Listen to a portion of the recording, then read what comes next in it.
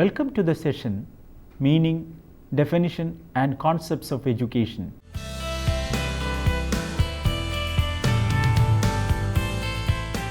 Introduction and History of Education.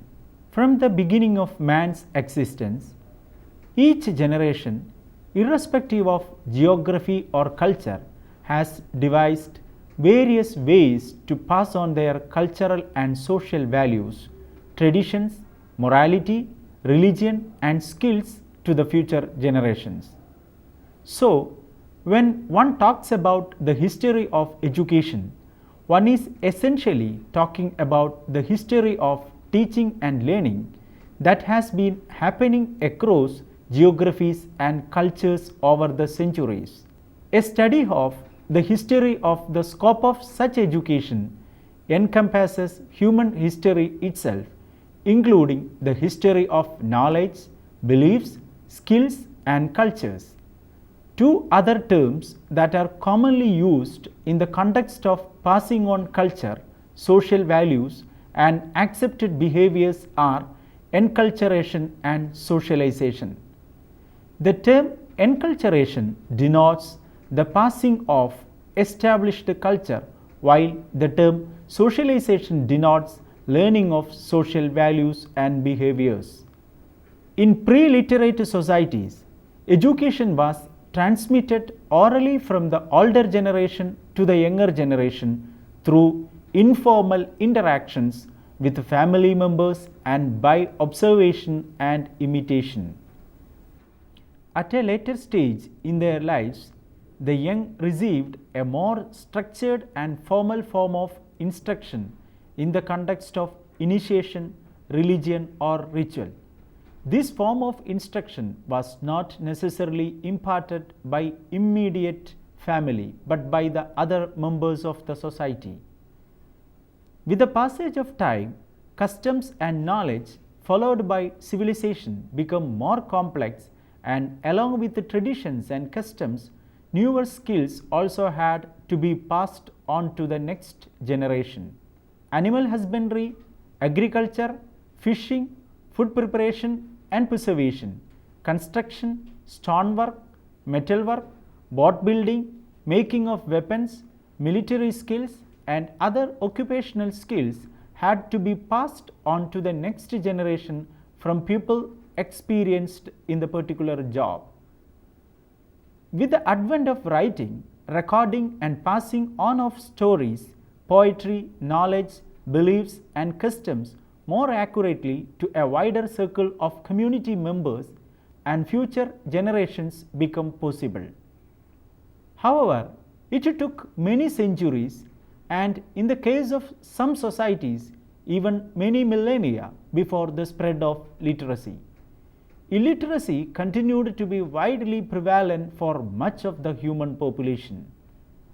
Literacy in pre-industrial societies was associated with civil administration, law, long-distance trade or commerce, and religion, and formal schooling in literacy was accessible to only a very privileged and small part of the population.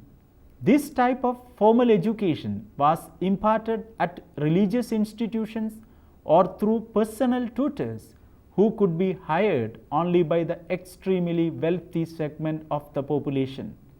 The practice of universal education of all children in literacy has been a relatively recent development. In many countries, educating children in literacy did not begin until after 1850 CE. Even today, in some countries, literacy rates continue to be below 60%. The earliest centers of higher education, like universities, started functioning only about a millennium or more ago. Schools, colleges, and universities have not been the only methods followed since the establishment of formal education and training. In Europe and many other countries, from the Middle Ages until recent time, the skills of a trade were not generally learned in a classroom, but rather by serving an apprenticeship.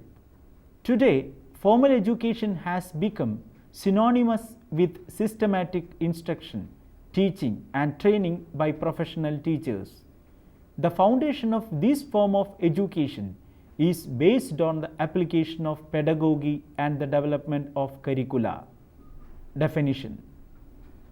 Origin. The etymological origin of the word education is from the Latin word educare, which means bring up. The term educare is related to the term educere, which means bring out, bring forth what is within, bring out potential, and to ducere, which means to lead. In the Roman language, the verb educare means to bring up, rear, train, rise, support, etc. The word education has many definitions. The three most common definitions being: 1. The act or process of imparting or acquiring general knowledge, developing the powers of reasoning and the judgment, and generally of preparing oneself or others intellectually for mature life. 2. The act or process of imparting or acquiring particular knowledge or skills as for a profession. 3. A degree, level or kind of schooling, a university education. Education in the truest sense of the word is any act or experience that has a formative effect on the mind, character or physical ability of an individual. It is the process by which society deliberately passes on its accumulated knowledge, skills and values to its future generations. There are a number of synonyms of the word education. The word pedagogy is derived from two Greek words. This word means to lead people. In India, word used to denote education is vidya. This is a Sanskrit word and it means to know. If we look at these different words in different languages and their meanings, we can understand that education is a very complex idea that involves knowing, learning, raising people, and something that brings out the inner person. The scope of education is not covered by any of the single term that is used to denote education. Process. Education is not a single process. As the different meanings of the word suggest, it involves a number of processes. Three processes are central to the concept of education. They are teaching, instruction, and learning. Instruction is a broad term that refers to the facilitating of learning. This facilitating is done in education by a tutor or teacher. Teaching is a term that refers to the actions performed by an instructor. Teaching is an action done with the aim of imparting learning to the student. Learning is a process of acquiring the benefit of teaching and instruction. This refers to specific knowledge, skills, or abilities that can be applied upon completion by those who have been taught. It is the act, process, or experience of gaining knowledge or skill. Education is a triangular process. It involves the interplay of three things: educator, educated, and social forces. These three processes are very much central to any concept of education in any culture. Though the idea of education differs from society to society and from culture to culture, these three processes constitute education. Philosophers on education. There is a vast diversity of beliefs and opinions about the meaning and purpose of education arising from the values and experiences of individuals and the societies to which they belong. There is no singular definition of education that is agreed upon by even educators. While some focus on knowledge, others on the teacher, and some others on the development of the student. In spite of this, Pupils' beliefs in the purpose of education are central to their teaching behaviors. Socrates saw education as something that imparts certain capacities to human beings. He viewed that education gives man certain qualities and helps him live lives in a better way than others do. According to Socrates, the educated are those who manage well the circumstances they encounter day by day, those who are decent, those who are honorable in their intercourse with all men, those who are bearing easily and good naturedly what is offensive in others, those who are being as agreeable and reasonable to their associates, those who hold their pleasures always under control, those who are not ultimately overcome by their misfortunes, those who are not spoiled by their successes, those who do not desert their true selves, those who hold their ground steadfastly as wise and sober-minded men. Jean-Jacques Rousseau believed that education is something that helps the mental, spiritual, and material growth of human beings. In his On Philosophy of Education, he says that everything we do not have at birth and which we need when we are grown is given to us by education. Aristotle emphasizes the importance of education when he said that all who have meditated on the art of governing mankind have been convinced that the fate of empires depends on the education of youth. He saw education as a tool with which the state can mold and govern individuals and citizens. We can see that this is true even today. Education is one of the best tools with which the government tries to mold dutiful citizens. And that is precisely why education is given prime importance in the agenda of all governments and political systems all over the world. Swami Vivekananda said that education is the manifestation of divine perfection already existing in man. Aristotle saw education as something that contributes to both the soul and the body. He believed education is the creation of a sound mind in a sound body.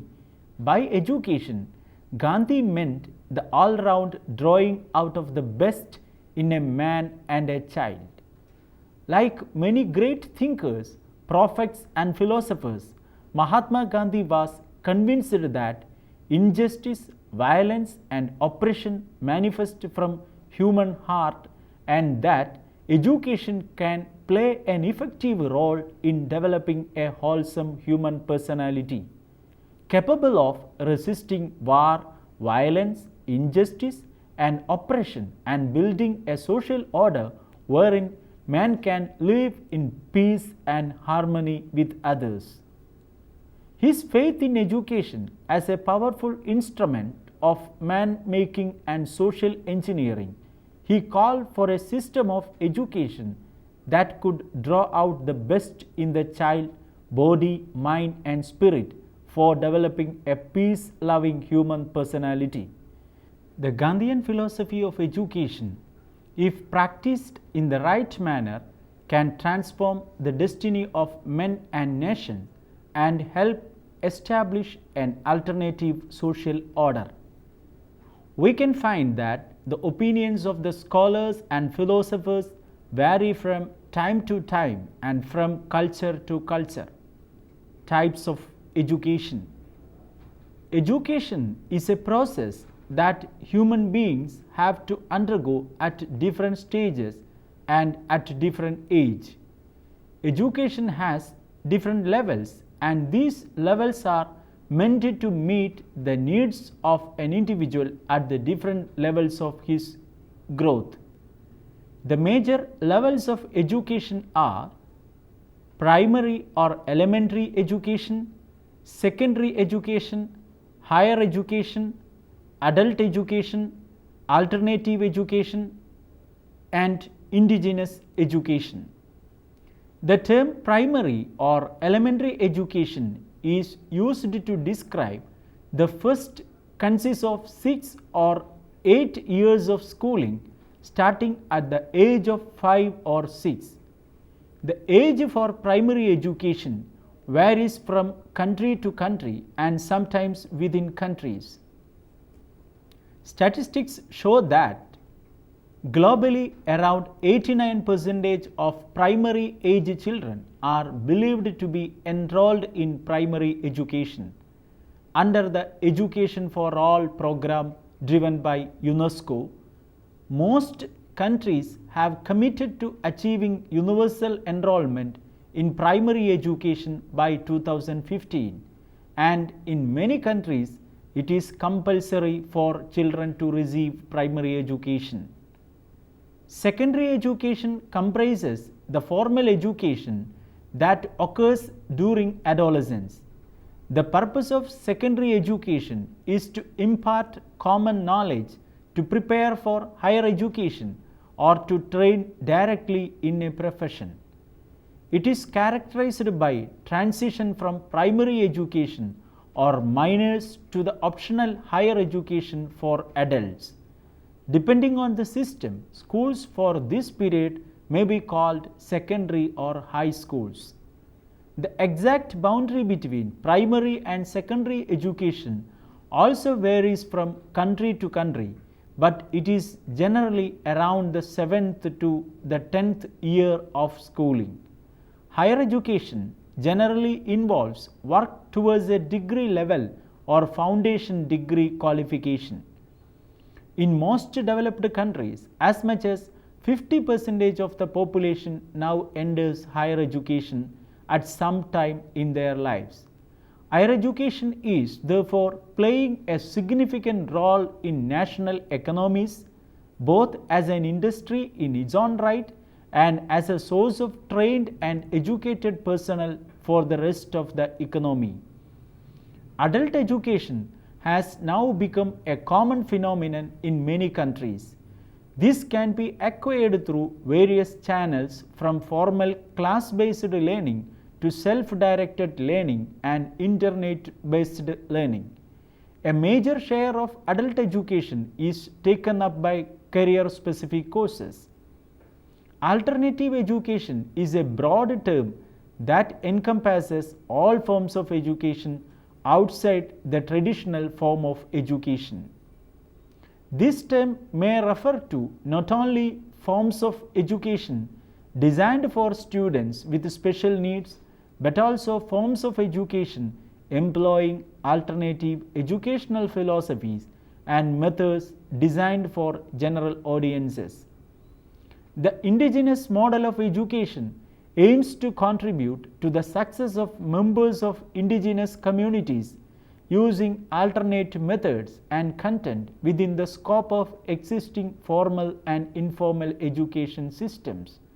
Several members of indigenous communities are choosing to access and contribute to this system of education both as student learners and as teachers or instructors. Module 4, different concept of education. The Vedic concept of education. The Vedic concept of education places emphasis on the nurturing of human values and concern for fellow beings. This is considered a critical facet of true knowledge seeking and giving. The roles of teacher and student are very well defined, and the ideal guru and shishya are required to possess certain characteristics.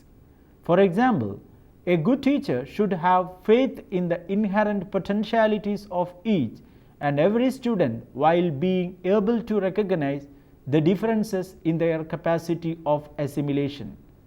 A teacher should have love for knowledge and should read new books, acquire new dimensions of knowledge, and constantly enrich himself with new ideas. And this capacity to acquire knowledge must be combined with the capacity to communicate knowledge to others. An ideal teacher is supposed to be a friend, philosopher, and guide who motivates the student to be interactive in the classroom. He questions his students and encourages them to express their opinions. To teach is to learn. Hence, the ideal teaching learning process is not a one-way traffic. It is intended for the welfare of both teacher and student. Lethargy and complacency were considered the greatest hindrances in the process of learning. It was considered the duty of man to move ahead in his quest for knowledge. Vedas prescribed the study of books of divine knowledge, books that purify all beings, books that have been preserved by the enlightened sages, and seers enjoys celestial bliss, attains purity and piety. Gurukula, Guru Shishya, Parabrahma are some familiar terms denoting the setting for teacher-student interactions and social stratification in ancient Indian literature. In the Vedas, the interactions of the teacher-student are governed by the principle of Acharya Devo Bhava, Islamic concept of education. The Arabic term for knowledge is ilm. This term has much wider connotation than its synonyms in English and other Western languages. Ilm is an all-embracing term covering theory, action, and education when compared to knowledge in the Western world, which means information about something divine or corporeal. The importance of this term in Muslim civilization and Islam is very high, and this makes Islamic education distinctive. Knowledge is considered of supreme value for Muslim intellectual, religious, and political life. Even the daily life of an average Muslim is touched by the concept of ilm. Some have even equated the concept of ilm with Islam, even if all theologians have not been enthusiastic about accepting this equation. The very fact that this concept is passionate topic for discussion underlines its fundamental importance for Islam. Western concept of education. Western education began within hunter-gatherer societies and spread to most developed countries by the 19th century. In hunter-gatherer societies or pre-literate societies, education involved teaching children essential hunter-gatherer skills through mimicry and oral transfer of information from capable members of the group. Pre-industrial or agricultural societies came into being about 10,000 years ago and appeared in Western civilization around 500 BC. The Western practice of agriculture gained monument around 52 BC as the Romans became increasingly sophisticated at cultivating the land and domesticating the animals. Western education within agricultural societies was more complex when compared to hunter-gatherer societies. To facilitate division of labor, groups of people with particular set of skills had to be identified and trained. Education came in the form of learning a trade accompanied with a considerable investment of time to achieve competence. Advancement in agriculture technology also led to the creation of dense communities, exchange of ideas, and sharing of ideas. This had a profound significance on the concept of education. The Socratic method of education is a term denoting a debate between opposing viewpoints characterized with a robust exchange of questioning and answering, encouraging the use of logic. The Socratic method is a favored teaching within modern educational institutions, especially within Western law schools. Plato, a student of Socrates, founded the Platonic Academy. the first institution for higher education in Western civilization. The curriculum included study of logic, mathematics, science and natural philosophy. Plato's academy closely resembled the formal classroom structure of today, involving lecturing, questioning and answering, with emphasis on orderly contact and classroom structure. Modern Western education favors the Platonic model and is usually provided by governmental institutions up to a certain age. Within the Western world, education became widespread and even mandatory in most developed countries by the 19th century. Now, we can summarize the major points discussed in this session. This unit tried to lay out the complex ideas and meanings of the word education carries. We have seen in this unit that education is not a single process but a mixture of complex multiple processes. Education cannot be easily defined either. The definition of education varies from country to country and from culture to culture. Eastern cultures and Western cultures see education somewhat differently. In the case of India, the British colonialism brought Western ideas of education into the country. The scholars who have spoken about the idea of education saw it as both as an individual and a social betterment tool. This betterment is attained through subjecting an individual to different types of education at different stages in his or her life. Hope that you can answer the following questions here.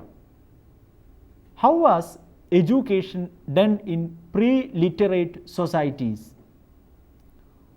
What is the etymological origin of the word education? What is the Gandhian idea of education?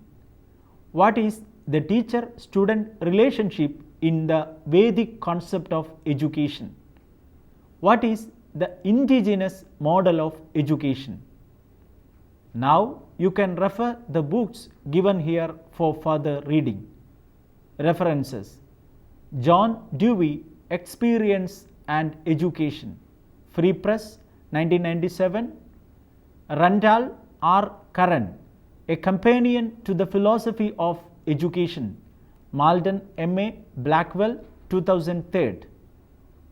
Asha S. Novels, The International Encyclopedia of Higher Education, London, Josie Buss, 1977. Hope that this session was beneficial to you. We will meet again with another topic. Thank you.